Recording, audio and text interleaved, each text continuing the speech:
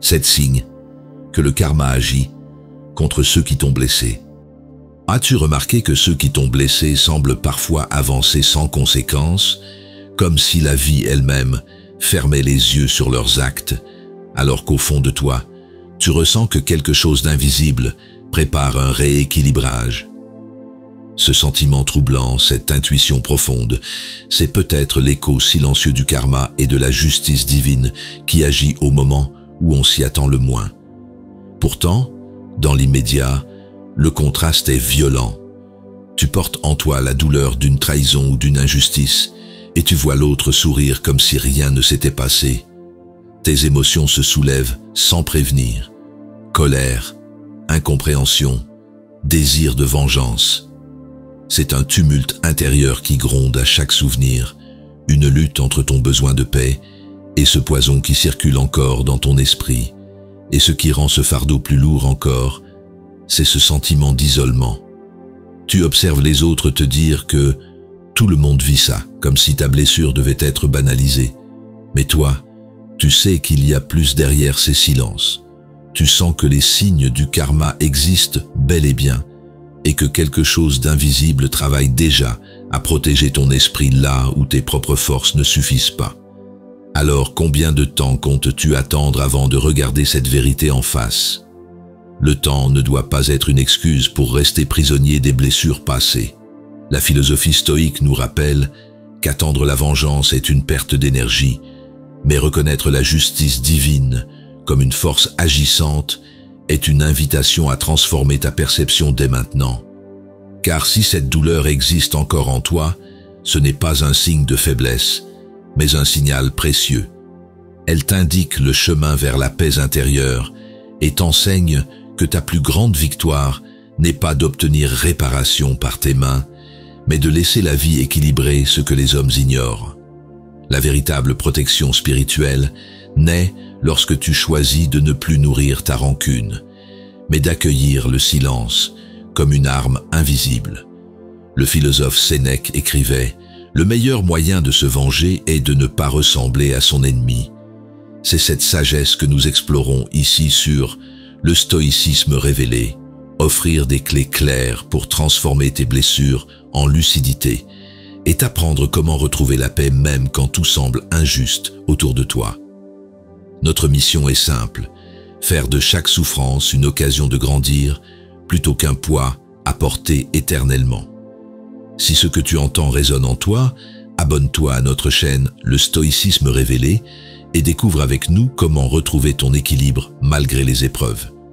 Laisse-nous un like sous cette vidéo pour soutenir notre travail et partage ton expérience dans les commentaires afin que d'autres trouvent aussi des réponses à leurs blessures. Ensemble, faisons en sorte que chaque vision devienne une étape vers plus de clarté et une paix intérieure durable. Explorons la première vérité, le trouble intérieur qui trahit les signes du karma. Il arrive que l'on ressente un désordre profond, comme si une part invisible de l'univers révélait discrètement les signes du karma. Ce tumulte ne vient pas seulement de la douleur qu'on a subie, mais d'une intuition plus vaste. Quelque chose agit au-delà de nous. Est-ce la justice divine qui se met en marche ou simplement notre esprit qui réclame un équilibre? Cette question ouvre la porte à une réflexion stoïcienne essentielle. Comment reconnaître ces mouvements invisibles sans se perdre dans la vengeance? Au travail, par exemple, il suffit parfois qu'un collègue qui vous a humilié devant les autres montre soudain des gestes nerveux. Sa voix tremble quand il prend la parole, son regard fuit et ses épaules s'affaissent sous un poids que personne ne voit vraiment. Vous observez cette agitation intérieure comme si son masque tombait lentement. Et là, au fond de vous, vous percevez une étrange confirmation. Quelque chose d'invisible agit déjà contre lui. Épictète expliquait « Ce ne sont pas les choses qui troublent les hommes, mais l'opinion qu'ils en ont ». Ces mots rappellent que l'agitation de l'autre n'est pas causée directement par ses fautes passées, mais par ce qu'il porte en lui désormais. Lorsqu'il croyait avoir gagné en vous écrasant, il a surtout ouvert une fissure dans sa propre conscience. Ainsi sa peur et son trouble deviennent le signe silencieux d'un rééquilibrage naturel. Il est normal que face à ce spectacle intérieur chez l'autre, votre cœur hésite entre satisfaction et doute. On peut être tenté de voir là une revanche douce, comme si le cosmos punissait à votre place. Mais le stoïcisme nous invite à une posture différente. Reconnaître le trouble sans s'y attacher, ni nourrir nos rancunes.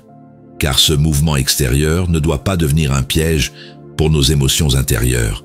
Marc Aurèle affirmait « La meilleure défense contre l'insulte est l'indifférence ». Cette sagesse suggère que votre vraie protection spirituelle naît dans votre capacité à observer sans réagir excessivement. En constatant les désordres intérieurs des autres, choisissez plutôt de préserver votre paix intérieure que d'alimenter vos blessures anciennes. Ainsi, vous transformez leur chute silencieuse en force personnelle et non en poison renouvelé. Et parfois, cette transformation s'observe dans un autre contexte bien plus intime, au sein de la famille. Celui qui vous critiquait autrefois avec dureté se surprend aujourd'hui à se justifier sans qu'on lui ait rien demandé, trahissant ainsi une conscience lourde et instable. Au lieu d'être happé par ses mots, vous sentez que son agitation ne vous appartient plus. Votre sérénité devient alors une évidence nouvelle pour ceux qui assistent à la scène. Finalement, ce premier signe rappelle que l'ordre du monde agit même quand tout semble injuste à vos yeux. Voir le trouble intérieur chez celui qui voulait vous blesser n'est pas une invitation à jubiler, mais un appel à grandir en clarté. C'est en accueillant ce désordre extérieur avec calme que vous avancez vers une paix durable. Et c'est précisément cette disposition intérieure qui prépare le chemin vers les vérités suivantes. Relevons la deuxième vérité, le masque de la vengeance qui se retourne contre celui qui l'a porté. Il est tentant de croire que riposter rendra justice, mais le stoïcisme nous met en garde. Le désir de vengeance finit souvent par consumer celui qui le nourrit. Derrière cette façade apparemment victorieuse, on distingue parfois les signes du karma, comme un rappel que chaque action porte en elle son retour. La justice divine ne se mesure pas dans l'instant, mais dans les conséquences intérieures et silencieuses qui se déclenchent ensuite. Alors, comment discerner ce moment où ce masque de revanche devient une prison pour celui qui l'a enfilé? Entre amis, par exemple, on a tous connu cette situation où quelqu'un a cherché à vous rabaisser devant le groupe pour se donner une illusion de supériorité. Sur le moment, son rire était éclatant et ses mots paraissaient tranchants comme des lames. Mais, quelques rencontres plus tard, vous le retrouvez isolé dans la conversation, cherchant désespérément à regagner une attention qu'il n'arrive plus à capter. Derrière ses sourires forcés, il transpire une nervosité palpable qui trahit un poids intérieur invisible. Sénèque disait « Celui qui fait du tort ne profite jamais autant qu'il croit ». Cette phrase révèle que l'agresseur s'empoisonne lui-même en pensant gagner quelque chose à travers son mal. L'illusion d'avoir pris le dessus se transforme tôt ou tard en fardeau moral et social. Là où il espérait gagner du pouvoir sur vous, il récolte surtout une fragilité intérieure qui ronge sa tranquillité. Ainsi, la revanche devient une dette personnelle envers sa propre conscience. Et pourtant, il est normal de sentir encore une blessure en soi face à ces comportements. On voudrait parfois que leur chute soit rapide et visible pour apaiser notre douleur immédiate. Mais reconnaître que leur masque s'effrite lentement est déjà une forme de réparation subtile. Cela demande d'accepter que la vie agit selon ses propres rythmes et non selon nos désirs brûlants de rétribution. Marc Aurèle enseignait « Le meilleur moyen de se défendre est de ne rien faire contre sa conscience ». Ces mots nous rappellent qu'en choisissant votre paix intérieure plutôt que la rancune active, vous déclenchez votre véritable protection spirituelle. Refuser d'imiter l'autre dans son poison revient à bâtir un espace sûr au-dedans de vous-même. C'est là que réside la véritable victoire. Ne pas sombrer dans le même piège émotionnel que celui qui a voulu vous nuire. Et Et cette transformation devient encore plus frappante dans un contexte familial. Celui qui critiquait sans cesse vos choix finit par perdre toute crédibilité aux yeux des siens. Son insistance excessive provoque désormais des silences gênés autour de lui, tandis que votre calme surprend et inspire respect sans effort supplémentaire. Ce contraste inattendu renverse subtilement les rôles. Celui qui voulait dominer perd son ancrage et vous gagnez en sérénité naturelle. Dans ce décalage discret se révèle l'équilibre profond d'une vie réajustée sans violence directe. Ainsi, ce deuxième signe montre combien la revanche est toujours un masque fragile, voué à tomber sous son propre poids. En observant cela, sans jubilation ni colère, vous cultivez une lucidité nouvelle face aux comportements destructeurs des autres.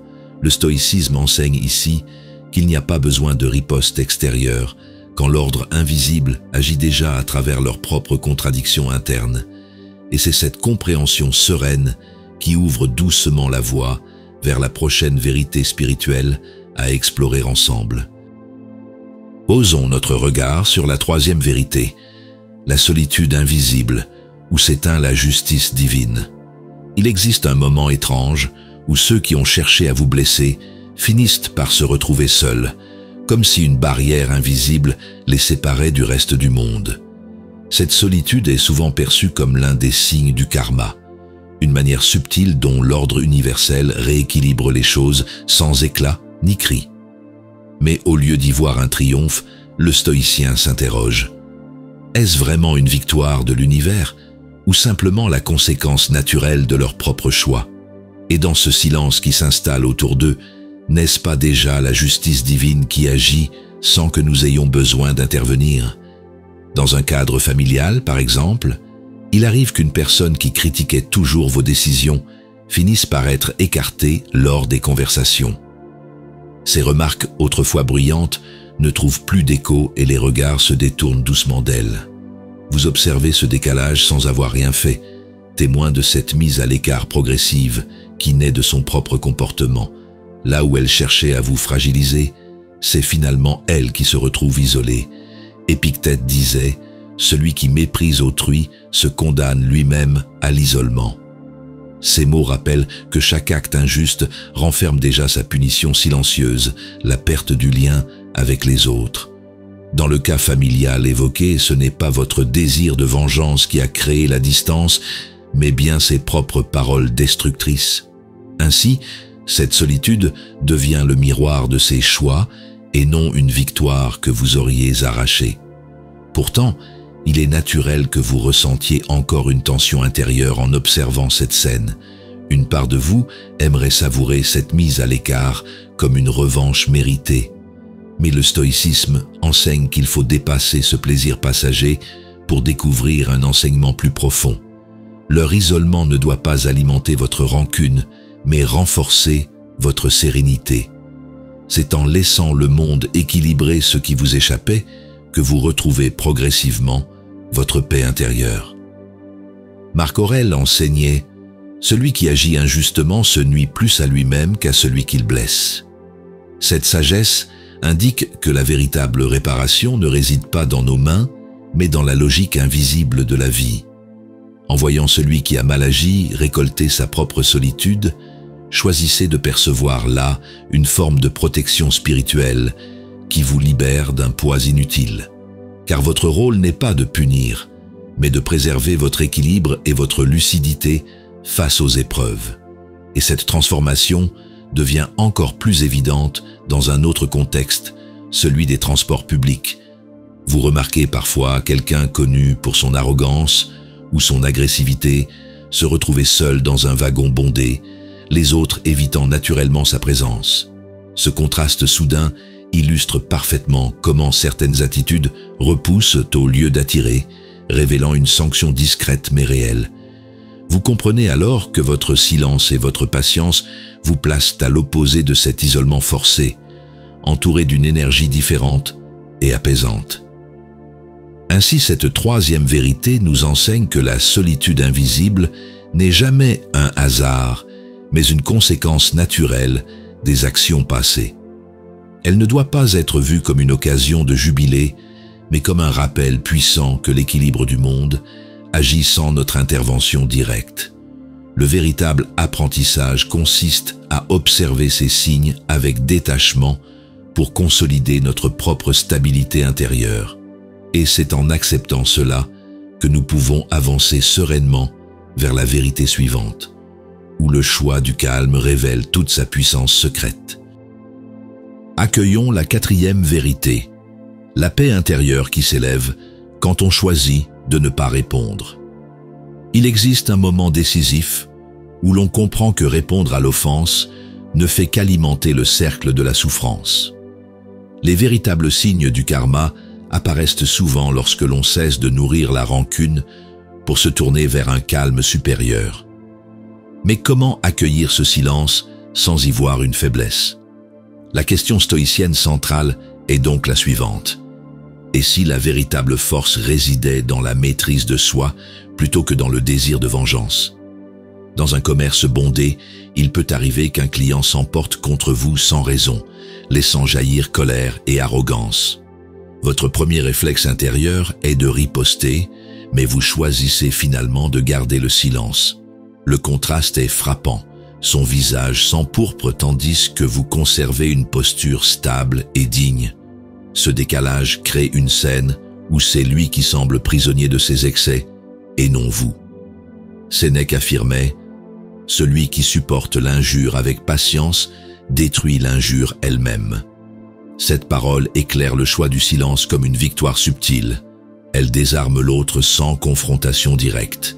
Dans la situation du commerce, votre retenue expose davantage sa perte de contrôle qu'elle n'affaiblit votre position.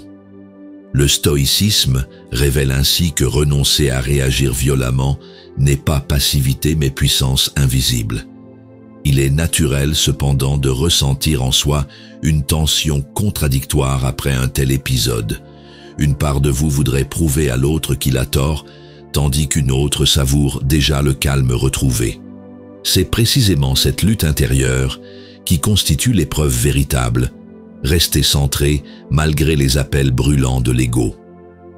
En choisissant ce chemin, vous commencez à goûter une forme plus profonde d'équilibre intérieur. Marc Aurèle enseignait « La tranquillité vient quand nous cessons de discuter sur ce que disent ou font les autres ». Ces mots offrent une direction pratique claire. Détournez votre attention des colères extérieures pour préserver votre paix intérieure. Cette orientation devient une protection spirituelle bien réelle, car elle empêche vos émotions d'être dictées par autrui. C'est en cultivant ce détachement volontaire que naît votre véritable liberté face aux injustices perçues. Et cette transformation devient encore plus manifeste dans un cadre intime, par exemple lorsque quelqu'un que vous aimez tente d'attiser un conflit inutile à la maison. Là où autrefois vous auriez répondu avec véhémence, vous choisissez désormais d'écouter en silence ou de sourire doucement avant de détourner la conversation. À votre grande surprise, cela désamorce immédiatement la tension et change l'atmosphère entière du moment partagé. Votre calme devient alors contagieux et révèle une force inattendue aux yeux des autres. Ainsi s'élève cette quatrième vérité. Ne pas répondre n'est pas se soumettre, mais se libérer des chaînes invisibles que tendent les offenses. Chaque fois que vous choisissez le silence conscient plutôt que la riposte impulsive, vous renforcez les fondations d'une paix durable en vous-même. Le stoïcisme enseigne ici que la justice divine agit déjà par ce rééquilibrage silencieux qui protège votre âme des poisons extérieurs. Et c'est depuis cet espace paisible que nous pouvons avancer vers la vérité suivante, où le silence devient non seulement défense, mais aussi langage sacré. Relevons la sixième leçon. Transformer les épreuves en enseignement pour grandir dans la sérénité. Chaque vie est parsemée de difficultés qui semblent nous écraser plutôt que nous élever. Pourtant, les véritables leçons de stoïcisme rappellent que chaque obstacle peut devenir un maître silencieux si nous choisissons de l'observer avec lucidité. La philosophie stoïcienne ne cherche pas à supprimer les épreuves, mais à leur donner un sens nouveau en nous apprenant la maîtrise de soi. La question centrale est donc simple. Comment transformer ce qui nous blesse en tremplin vers plus de paix intérieure? Imagine-toi dans ton environnement professionnel, face à une erreur commise sur un projet important. Ton cœur s'accélère, ton corps se tend et tu sens une boule d'angoisse monter dans ta poitrine alors que tes collègues attendent une explication. Le sentiment de honte devient presque insupportable et tu as l'impression que cette faute résume toute ta valeur. Ce vécu universel montre combien une simple situation peut sembler peser comme une condamnation définitive. Marc Aurèle enseignait « Tout ce qui arrive est supportable si tu considères qu'il t'est donné pour exercer ta vertu ». Ces mots éclairent ton embarras au travail. L'événement n'est pas là pour t'écraser, mais pour te rappeler la possibilité de cultiver patience, humilité et force intérieure. Le stoïcisme invite à voir dans cet instant une opportunité d'apprentissage plutôt qu'un verdict accablant. Ainsi, même l'échec devient un chemin vers plus d'équilibre et non une preuve d'incapacité. Il est naturel de ressentir ce pincement douloureux quand nos erreurs sont exposées devant d'autres. Mais au lieu d'y voir une fin tragique, tu peux y déceler le signe discret que ta croissance intérieure est en marche. L'important n'est pas d'éviter toute faute, mais d'apprendre à redresser ton esprit après chaque chute. C'est précisément cette transformation du regard qui allège le poids des circonstances extérieures et ouvre à la sérénité durable. Épictète disait « La prospérité révèle les vices, l'adversité révèle les vertus ». Cette sagesse pratique montre que c'est dans les épreuves que se forge véritablement notre caractère. En cultivant discipline et clarté intérieure, tu peux transformer chaque difficulté en exercice concret de progression personnelle. C'est ainsi que la philosophie stoïcienne devient un outil vivant de développement personnel plutôt qu'une théorie figée, guidant vers plus de stabilité émotionnelle et moins de dépendance aux aléas sociaux. Plus tard, dans un contexte familial, un proche te reproche vivement une décision passée qui a contrarié ses attentes. Autrefois, tu aurais répondu sur le même ton ou sombré dans la culpabilité. Aujourd'hui, tu choisis d'écouter calmement sans laisser ces paroles définir ta valeur intime. Ta réaction étonne tes proches qui constatent avec surprise combien tu sembles apaisé malgré la tension ambiante. Cette transformation prouve combien les épreuves peuvent réellement être converties en occasion d'élever ton équilibre intérieur plutôt qu'en source permanente de souffrance. Ainsi se révèle la vérité discrète mais puissante du stoïcisme. Tout obstacle contient, en germe, une leçon précieuse si nous acceptons de l'accueillir avec lucidité et courage. Transformer la douleur en enseignement revient à reprendre possession du sens même de notre existence quotidienne. Chaque moment difficile devient alors un maître silencieux qui nous guide vers plus de liberté intérieure. Et c'est justement cette libération intime qui prépare le terrain pour accéder à la paix véritable, promise par l'autonomie émotionnelle et la sagesse stoïcienne. Éclairons la 7e leçon. Retrouver la paix véritable dans l'autonomie émotionnelle et la sagesse stoïcienne. Nous cherchons tous à vivre en paix, mais trop souvent, nous confondons harmonie intérieure et dépendance affective. Les véritables leçons de stoïcisme nous rappellent que la tranquillité ne s'obtient pas dans les promesses extérieures, mais dans l'équilibre que nous cultivons au-dedans. La philosophie stoïcienne nous enseigne que la maîtrise de soi est une clé pour ne plus être ballotté par les humeurs d'autrui. Alors, comment apprendre à ressentir un bonheur durable quand tout ce qui compte vraiment se trouve déjà en nous? Imagine-toi lors d'un repas familial animé. Les conversations fusent, certains plaisantent entre eux, tandis que toi, tu ressens un léger vide parce que tes propos semblent passer inaperçus. Ton esprit commence à se tendre, ton cœur se serre, et tu sens poindre cette impression d'exclusion discrète, mais pesante. C'est un moment universel où l'on croit perdre sa place simplement parce que l'attention des autres ne se tourne pas vers nous. Héraclès disait « Le sage est celui qui sait faire reposer son bonheur sur lui-même. Cette affirmation éclaire ton malaise autour de la table. Ta valeur n'a jamais dépendu du silence ou des rires des autres, mais du regard que tu portes sur toi-même. En acceptant que leur attitude reflète leurs préoccupations et non ton essence, tu reprends aussitôt ton équilibre intérieur. Le stoïcisme t'invite alors à réancrer ta sérénité dans ce qui est en ton pouvoir, plutôt que dans ce qui échappe à ta maîtrise.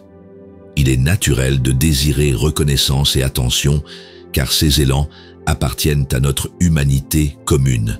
Mais comprendre qu'ils ne définissent pas notre dignité permet déjà d'apaiser ce trouble intérieur. Chaque sentiment de rejet devient alors une occasion précieuse d'examiner nos attachements invisibles.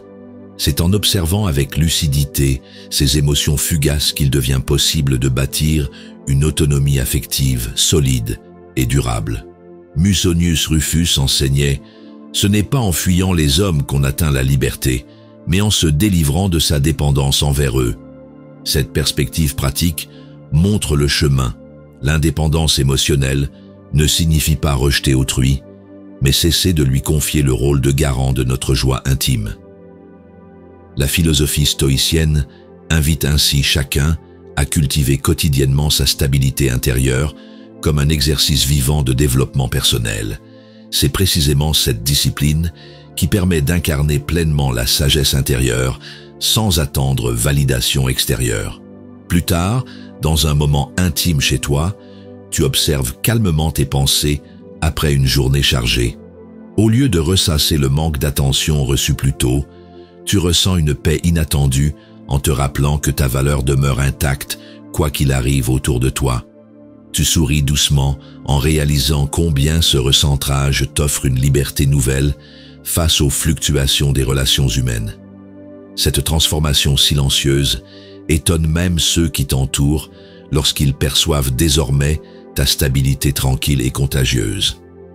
Ainsi s'éclaire la dernière étape du chemin, retrouver la paix véritable grâce à l'autonomie émotionnelle inspirée par la sagesse stoïcienne. Le bonheur cesse d'être conditionné par les autres pour devenir un état intérieur nourri par ta propre force spirituelle. Chaque instant vécu devient alors un terrain d'exercice pour affermir cette liberté intime et durable. Et c'est sur cette base solide que s'ouvre naturellement la possibilité d'une vie pleine, guidée par l'équilibre profond et non plus par les attentes extérieures. Clôturons avec la dernière vérité, la victoire tranquille où l'âme trouve sa revanche dans la lumière.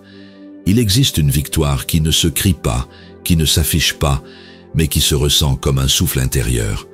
Elle apparaît lorsque vous cessez d'attendre une réparation visible et que vous reconnaissez dans votre vie les signes du karma comme une réponse silencieuse aux blessures subies. Cette victoire tranquille n'a rien d'une vengeance ardente, elle est au contraire le fruit d'une justice divine discrète qui agit à sa manière. La question stoïcienne centrale devient alors, n'est-ce pas dans cette paix intérieure que réside la revanche la plus éclatante? Dans un moment intime, par exemple, après avoir longtemps porté le poids des offenses d'un proche ou d'un ami, vous réalisez soudain que son influence sur vos pensées a disparu. Vous vous surprenez à respirer plus librement, à marcher sans ce fardeau invisible qui alourdissait vos pas. Ce relâchement subtil vous fait comprendre qu'il n'a plus de pouvoir sur votre monde intérieur. Votre cœur retrouve un espace apaisé que personne ne peut désormais troubler. Épictète enseignait « Personne ne peut te nuire sans ton consentement ». Ces mots rappellent que la véritable libération n'est pas extérieure, mais naît dans votre esprit détaché de l'emprise de l'autre. L'exemple intime illustre cette sagesse. Ce n'est pas l'offenseur qui change, mais votre regard sur lui qui se transforme radicalement. Ainsi, sa présence ou son absence importe peu, puisque votre force intérieure devient indépendante de ses actions. Ce constat ouvre une réflexion profonde. Il est normal d'avoir espéré autrefois des excuses ou une réparation visible, car c'est le langage du cœur blessé. Mais en avançant sur le chemin stoïcien, vous découvrez que cette attente était en réalité une prison subtile. Le calme retrouvé ne vient donc pas d'un geste extérieur, mais d'une décision intérieure, celle de ne plus nourrir la rancune et de laisser la vie équilibrer ce qui devait l'être. Marc Aurèle affirmait « La meilleure vengeance est de ne pas ressembler à celui qui t'a offensé ». Cette orientation pratique dévoile une vérité puissante. En choisissant la clarté et le silence maîtrisé, vous activez déjà une forme de protection spirituelle authentique. Cette posture n'efface pas ce qui a été vécu, mais transforme radicalement son impact sur vous. Et c'est dans cet espace lumineux que se construit désormais votre force paisible. On observe cette transformation dans un cadre familial. Autrefois déstabilisé par les critiques incessantes, vous répondez maintenant avec sérénité ou même avec un sourire léger.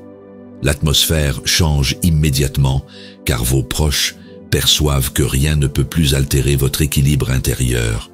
Là où le conflit aurait jailli autrefois, c'est désormais un calme étonnant qui s'impose naturellement autour de vous. Votre silence devient un langage puissant que les autres respectent sans même en avoir conscience. Ainsi se clôt cette dernière vérité. La victoire tranquille n'est pas vengeance, mais illumination personnelle. Elle consiste à découvrir que tout ce que l'on cherchait à réparer dehors trouve sa solution dedans, dans cet espace inviolable qu'aucune offense ne peut atteindre. Le stoïcisme révèle ici une clé ultime, choisir la lumière intérieure plutôt que l'ombre des rancunes passées. Et c'est depuis cette clarté retrouvée que nous pouvons avancer avec confiance vers de nouveaux chemins de sagesse et de paix durable. Le chemin que nous avons parcouru ensemble t'a montré que les blessures subies ne sont pas une fin, mais un passage vers une lucidité nouvelle. En observant les signes du karma et en reconnaissant la justice divine qui agit sans éclat, tu as compris que la véritable transformation se joue en toi. La philosophie du stoïcisme enseigne que ce qui dépend de nous, c'est notre regard et non les actes des autres. Ainsi, au lieu de nourrir la vengeance, tu découvres l'espace intérieur où la sagesse s'élève, un lieu de discernement, de présence et d'équilibre. Dans cette acceptation lucide se trouve déjà ta libération, car lorsque tu choisis le silence plutôt que la riposte, tu entres dans une réalité plus vaste, celle où ta paix intérieure devient ton bien le plus précieux. Marc Aurèle écrivait « L'obstacle sur le chemin devient le chemin ». Ce rappel éclaire ton expérience.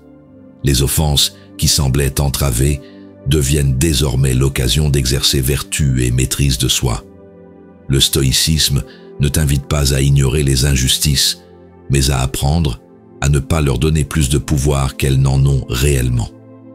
Tu te tiens alors détaché des circonstances, guidé par une force tranquille qui transforme chaque épreuve en sagesse pratique et en véritable protection spirituelle. Sur cette voie, sache que tu n'es pas seul. La communauté du stoïcisme révélé est un espace où chacun avance avec mesure vers plus de clarté et de liberté intérieure. T'abonner à cette chaîne, c'est poser un pas conscient vers l'engagement stoïcien quotidien. Laisser un like ou partager ton expérience dans les commentaires devient un geste de bienveillance communautaire. Ensemble, nous faisons vivre une école moderne de sagesse où chacun apprend à reconnaître les signes du karma comme des invitations à grandir et à protéger son esprit contre les poisons invisibles. C'est dans ce partage sobre que naît une fraternité authentique tournée vers la paix intérieure durable. Souviens-toi enfin, la justice divine agit toujours selon ses propres rythmes et ta plus grande force réside dans ta capacité à rester maître de toi-même au milieu des tempêtes. La vraie revanche n'est pas vengeance, mais clarté retrouvée. Comme le dit le stoïcien, avance sans haine ni peur, car la sagesse n'est pas un but atteint, mais un art de vivre répété chaque jour. Ta paix intérieure est ton héritage le plus solide. Cultive-la comme on entretient une flamme éternelle.